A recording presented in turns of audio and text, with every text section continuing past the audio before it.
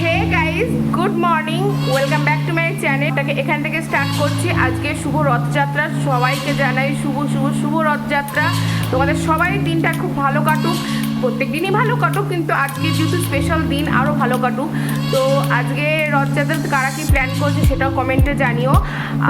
ছোটোবেলায় তো প্রচুর প্ল্যান থাকতো, রথ দেখতে যাওয়া, জিলিপি খাওয়া। তো যত বড় হচ্ছি তত সমস্ত আশা সমস্ত কিছু কমতে থাকছে। তো আমিও ছোট্ট ছোট্ট প্ল্যান করে রেখেছি। তো আর বেশি দেরি করে লাভ নেই, চলো ব্লগটাকে এখান থেকে স্টার্ট করছি। তোমরা দেখতে থাকো, আশা করি তোমাদের খুব ভালো লাগবে। প্রত্যেক দিনের মতন অ্যাজ ইউজুয়াল যে কাজগুলো আমার থাকে সেগুলো আমি করে নিই। ঘরটার একটু গুছিয়ে রাখা, কোনো দিনও এই সেলফটা, কোনো দিনও ফ্রিজের ওপর, কোনো দিনও টিভির কভারটা, কোনো দিনও আলমারিটা, এভাবে আমি অল্প অল্প করে গোছাতে থাকি। এইটা হচ্ছে আমাদের মিনি ডাক্তারখানা, মানে প্রেশার মাপার যন্ত্র, সুগার মাপার যন্ত্র, তারপরে হচ্ছে মানে যেগুলো লাগে আর কি।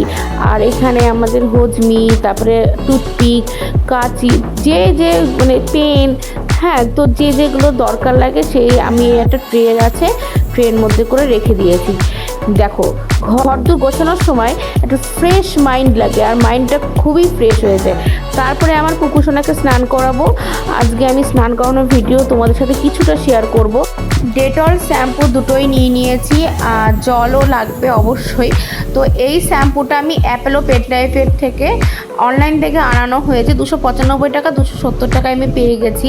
আর ডেটল, ওকে স্নান করানো একটা লং ভিডিও বানিয়েছি, জানি না কেউ হয়তো ইন্টারেস্টেড থাকবে কি না, তবে আমি আপলোড করব। যাদের ভালো লাগবে দেখবে, আর যাদের ভালো লাগবে না তারা স্কিপ করে যাবে। কারণ দেখো, পশু পাখি যারা পোষে তারাই বোঝে এর মর্মটা, ওরা কতটা অন্তরের হয়। মনে হয় কি যে মানুষের সাথে দুটো কথা না বলে এদের সাথে দুটো কথা বলি।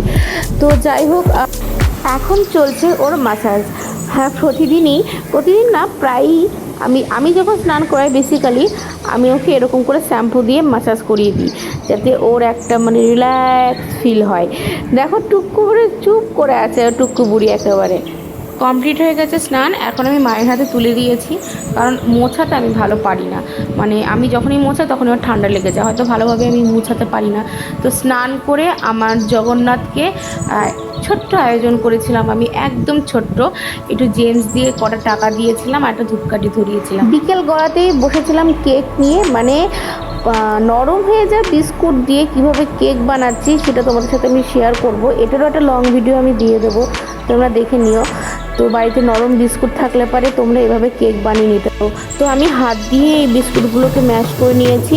আর এখানে তোমরা জলও অ্যাড করতে পারো, দুধও অ্যাড করতে পারো। আমি জল অ্যাড করেছি। জল, কাজু, কিশমিশ, চিনি দিয়ে ভালো করে আমি মিশিয়ে নিয়েছি এটাকে। অতটা ডিটেলসে দিইনি, কারণ ভিডিওটা অনেক বড় হয়ে যাবে বলে। তো লাস্টে ইনো পাউডার দিয়ে এভাবে কেক ব্যাটারে দিয়ে আমি ধিমে আছে 10 থেকে 15 মিনিট দিয়েছিলাম। তো তোমরাই দেখো কত সুন্দর সফট নরম কেক তৈরি হয়ে গেছে। রথের দিন আর বাইরে যাইনি, বাড়িতে এভাবে কেক বানিয়ে দিনটাকে সেলিব্রেট করেছি আমরা।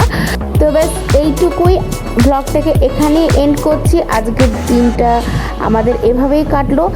ভালো লাগলে please do like, comment, share and subscribe. By.